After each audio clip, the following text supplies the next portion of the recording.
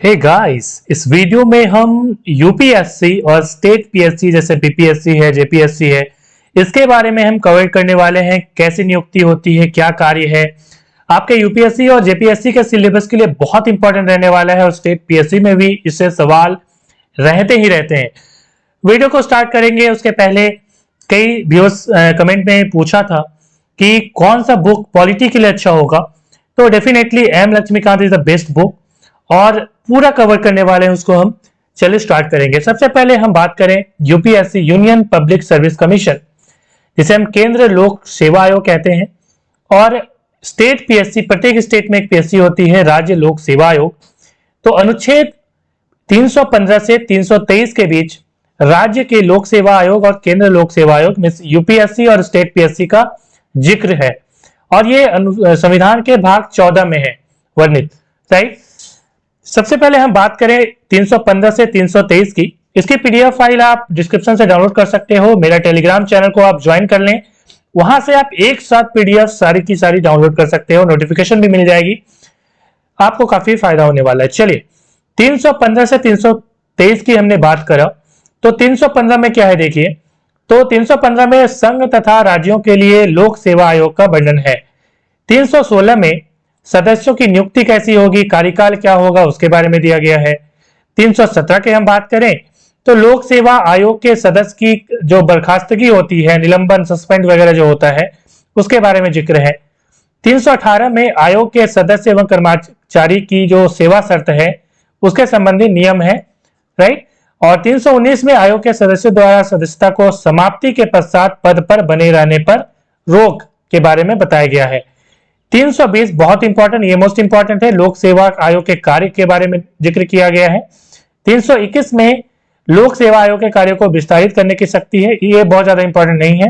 322 में लोक सेवा आयोग का खर्च के बारे में दिया गया है और 323 में लोक सेवा आयोग के प्रतिवेदन के बारे में जिक्र किया गया। तो यहाँ पे आर्टिकल 315, 320 आपके लिए बहुत इंपॉर्टेंट है और 317, ये तीनों आर्टिकल बहुत ज्यादा इंपॉर्टेंट है। आगे हम समझेंगे। तो पब्लिक सर्विस कमीशन की हम बात करें, यहाँ पे हम लोक सेवा की बात नहीं कर रहे हैं, एक अलग वीडियो में हम वहां डिस्कस करेंगे उसके बारे में। तो पब्लिक सर्विस कमीशन हम देखें तो बेसिकली तीन टाइप्स को आपको देखने को मिलेगा। एक तो होता है यूनियन पब्लिक सर्विस कमीशन, और दूसरा होता है प्रत्येक स्टेट में एक पीएससी होता है, तो तीसरा होता है इसे हम कहते हैं ज्वाइंट। ये क्या है कि जब दो स्टेट का या दो से ज्यादा स्टेट का आपस में मिलकर कोई पीएससी हो, जैसे मान लीजिए केंद्र की एक पब्लिक सर्विस कमीशन होगी जिसे हम कहते हैं यूपीएससी। एक स्टेट जैसे झारखंड है, बिहार है, उसमें जो पीएससी होगी उसे हम कहते हैं स्टेट पीएससी, जैसे झारखंड की जेपीएससी, राइट, बिहार की बीपीएससी। मगर कुछ स्टेट ऐसे होते हैं जहां ज्वाइंट पीएससी की बात की जाती है, मींस दो स्टेट का ज्वाइंट पीएससी। इसके बारे में हम आगे डिस्कस करेंगे। राइट, ये कब हुआ था, क्या ऐसा कोई एग्जाम्पल है भी या नहीं। यहाँ पे देखने लायक ये बात है कि ये तीनों ही, चाहे वो यूपीएससी हो, स्टेट पीएससी हो, चाहे जेएसपीएससी हो, तीनों ही आर्टिकल 315 से, जैसे कि मैंने कहा 323, यहाँ पे आप जैसे कि मैंने कहा था, तीनों का ही जिक्र आर्टिकल 315 से 323 के बीच में ही मिलता है। मगर यहाँ पे जेएसपीएससी के बारे में विशेषकर 315(2) में कहा गया है, और इसमें कहा गया है कि चाहे कि दो राज्य मिलकर चाहे तो एक ज्वाइंट जो है एसपीएससी बना सकती है। और इसके लिए होता क्या है कि राज्य का जो विधानमंडल होता है, राज्य का विधानमंडल का मतलब हुआ कि कहीं पे हो सकता है कि विधानसभा हो, या हो सकता है कहीं पे विधानसभा और विधान परिषद दोनों ही हो, तो वहां पे जो है ये रिजोल्यूशन पास होगा। उसके बाद पार्लियामेंट इसमें लॉ बना सकती है, उसके बाद हो सकता है वहां पे पीएससी, जेएसपीएससी का गठन हो जाए, ऐसी चर्चा की गई है।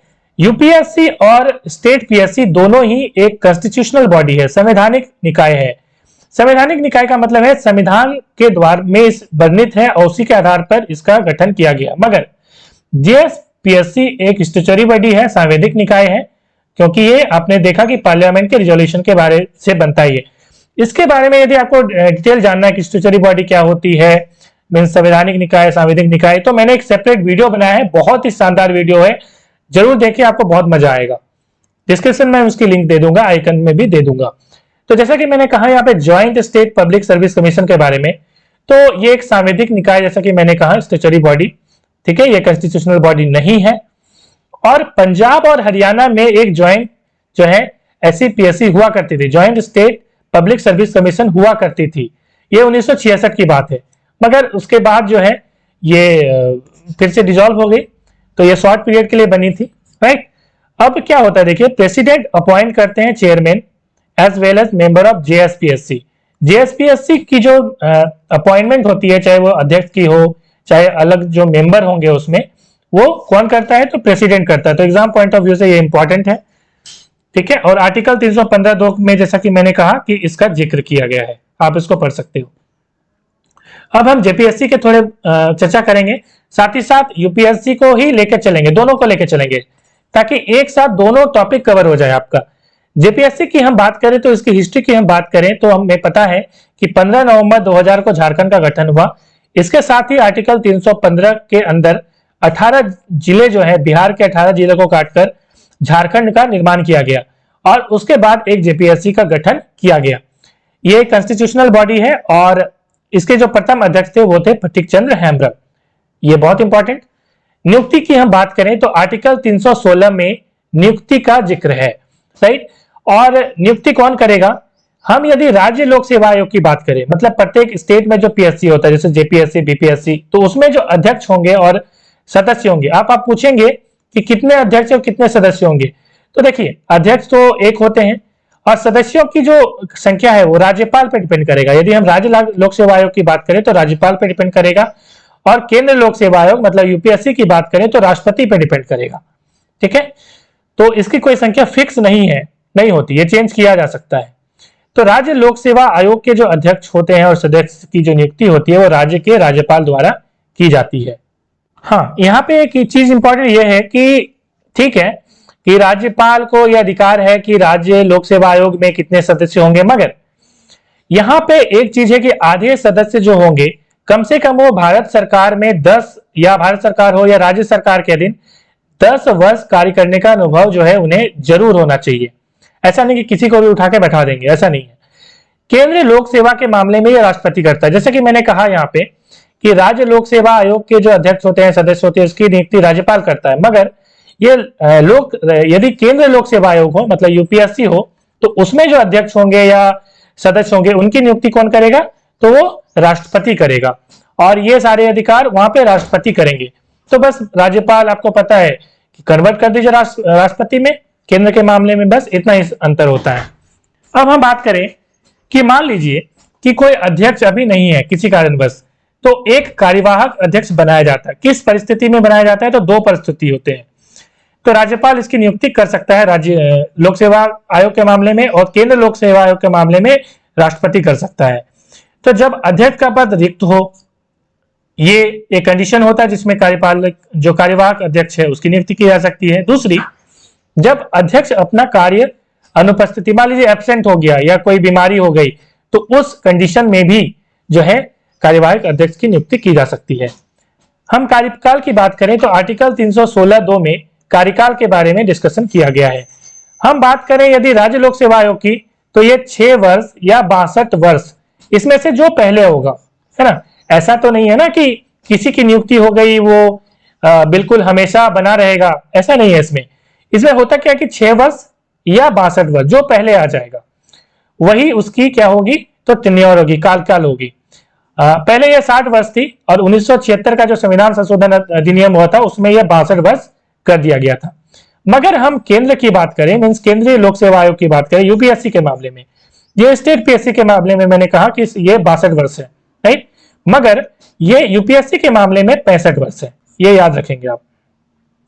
लेकिन इसके पूर्व भी, मतलब कि ये 62 वर्ष की आयु या 6 वर्ष के पहले भी इसे हटाया जा सकता है, निलंबन किया जा सकता है। और यह कार्य यदि हम केंद्रीय की बात करें तो वो राष्ट्रपति करता है, ठीक है। और आप यहाँ पे बहुत इंपॉर्टेंट आप चीज यहाँ पे देखेंगे कि चाहे वो स्टेट पब्लिक सर्विस कमीशन ही क्यों ना हो, उसमें निलंबन राज्यपाल कर सकता है, मगर ये जो हटाने का काम है, ये हटाने का काम सिर्फ और सिर्फ राष्ट्रपति के पास ही है। आर्टिकल 317 के तहत राष्ट्रपति को सिर्फ यह पावर है कि वो स्टेट पब्लिक सर्विस कमीशन हो या जो यूपीएससी हो उसमें जो अध्यक्ष होते हैं या सदस्य होते हैं उसे हटाने का पावर राष्ट्रपति के पास सिर्फ होता है। ये आप चीज याद रखेंगे। और निलंबन का मतलब सस्पेंशन होता है, राइट। तो सस्पेंशन हमेशा के लिए नहीं होता है, लेकिन हटाना जो है वो हमेशा के लिए होता है। तो ये दोनों में अंतर है। तो निलंबन का कार्य राज्यपाल भी कर सकता है यदि हम स्टेट पीएससी की बात करें तो।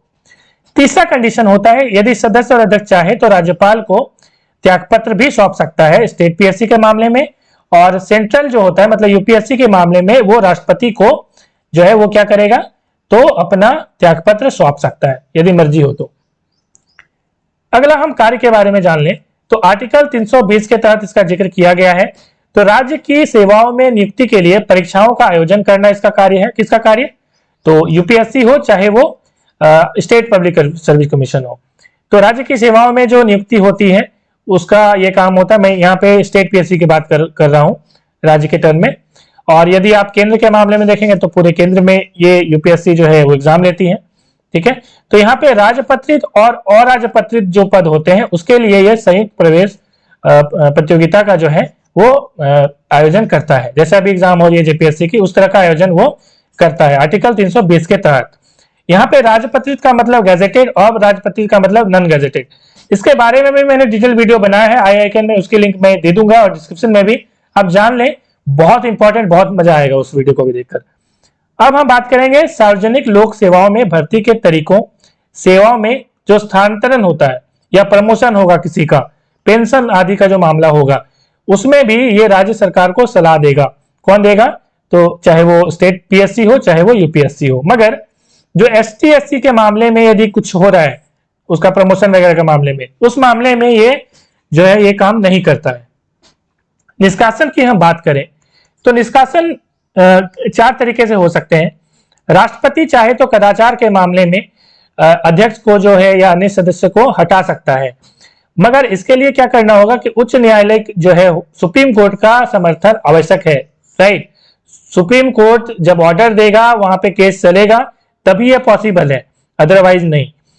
और यहाँ पे सुप्रीम कोर्ट का जो निर्णय है वो अंतिम होगा, राइट। अगर राष्ट्रपति समझता है कि वो मानसिक या शारीरिक शिथिलता के कारण पद पर बने रहने के योग्य नहीं है, मान लीजिए कोई व्यक्ति है वो सदस्य बना हुआ है चाहे वो जेपीएससी का हो चाहे यूपीएससी का हो, तो वो राष्ट्रपति को लगता है कि वो उसकी मानसिक स्थिति अच्छी नहीं है, शारीरिक स्थिति अच्छी नहीं है, तो उसे हटा सकता है। मगर यहाँ पे एक मामला बहुत इंपॉर्टेंट है 1993 का मामला। सुप्रीम कोर्ट ने यह व्यवस्था दी थी कि विश्वविद्यालय के जो प्रोफेसर हैं जो एक अंधे थे उनको राज्य लोक सेवा आयोग के सदस्य के रूप में नियुक्ति को शरीर या दिमाग की कमजोरी के आधार पर अस्वीकृत नहीं किया जा सकता, मतलब हटाया नहीं जा सकता। ये बहुत इंपॉर्टेंट है जजमेंट, तो इसको भी आप याद रखेंगे, हो सकता है इंटरव्यू में आपसे पूछ दे। तीसरा है दिवालिया यदि है कोई बैंकक्रप्ट है तो उस कंडीशन में भी उसे निष्कासन किया जा सकता है। चौथा है कार्य के दौरान किसी सवेतन योजना में लगा हो, मान लीजिए कार्य कर रहा है उसे अन्य सैलरी कहीं से मिल रही है तो भी उसे हटाया जा सकता है। आई होप आपको वीडियो पसंद आई होगी, कमेंट में जरूर लिखें कैसा वीडियो लगा। मिलते हैं एक नेक्स्ट वीडियो में। Thanks for watching.